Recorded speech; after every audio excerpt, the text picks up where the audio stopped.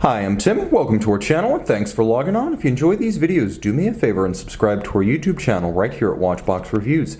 I would really appreciate it, and I promise to update daily. If you love this watch, you can see it and purchase it on our website, thewatchbox.com. Today we're discussing one of the most underrated Rolex models of all time, and I say that because it's been with us for a long time.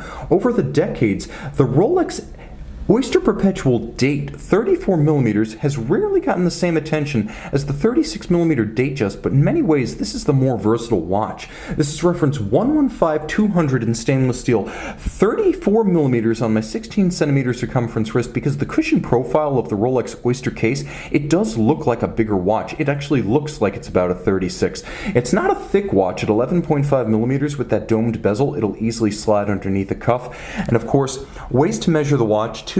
As ever, 42mm lug-to-lug. If you measure the solid end link to solid end link span across the wrist, it's a more substantial 43.7, and the spacing between the lugs is 19mm. Now the watch has a Rolex Oyster bracelet, and as you can see, I really hate when people do this. It features all of the original packaging stickers because whoever bought the watch clearly got in over his head or lost his nerve or something.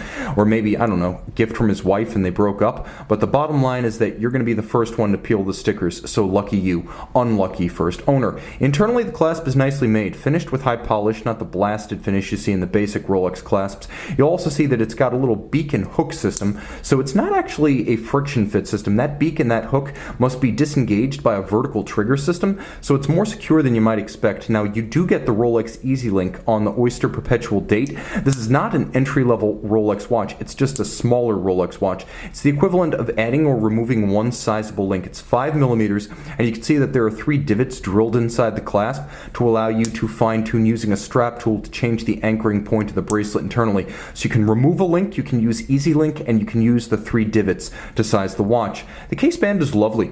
In terms of its lines, it's graceful, it's fluid, it's flowing, nicely tapered with compound curves. This is not the severe super case you see on the Rolex sports watches. I happen to prefer the look of the domed bezel on a Rolex watch, as I find it's got a bit more grace, and it gives the watch a little bit of the bubble-like profile that's evocative of the original Rolex bubble backs, the first series of Rolex automatic winding watches that had a little bit of a tubby profile because of the addition of the rotor. Well, you get a little bit of that bubble-like shape with the domed bezel, and I happen to like that. That is my preferred Rolex bezel design. The dial is a lovely sunburst blue. We'll get a bit closer and improve the details.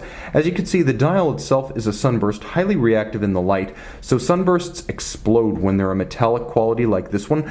All of the applied features, the hands, the Rolex crown, the indices, are white gold so that they won't oxidize or tarnish over time. You've got the Cyclops eye, which does sort of dominate the dial on a smaller sized watch, but at the same time it is very practical, as you can see without any reservations or doubts, even without corrective lenses, what the time is. The watch features stop seconds and a quick set date, a Rolex twin lock crown. You can see the little bar, that means in steel, the little bar means you're looking at a twin lock. Screw it down, 100 meters water resistant. Underneath the Oyster caseback, Rolex 3135, the same movement you'll find in a Submariner. The timepiece with automatic winding, 48-hour power reserve, stop seconds, the quick set date, 31 joules, 28,800 vibration per hour beat rate, a full sprung, or I should say a full balance bridge with a free sprung index, and there's 2 features giving the watch shock resistance: the full balance bridge and the free sprung index, combining with an overcoil hairspring, which helps the watch to beat concentrically in any position on your dresser or your wrist, helping the watch to earn a COSC chronometer certification. Rolex then cases up the movement and tests the watch beyond the COSC standards to plus or minus 2 seconds per day or better. Finally, the overcoil hairspring features a niobium zirconium blue oxidized combination that makes it effectively an anti-magnetic hairspring. It goes by the Rolex trade name Parachrom Blue. There's a lot to love about this movement. It is very tough, it is very accurate, and you get a Rolex date with the heart of a Submariner. Now, this is a lovely watch and one that's going to have a spectacular loom shot, but I should emphasize that this is probably the most underrated and most versatile watch Rolex sells. You can see the 115-200 and make it yours on the watch box.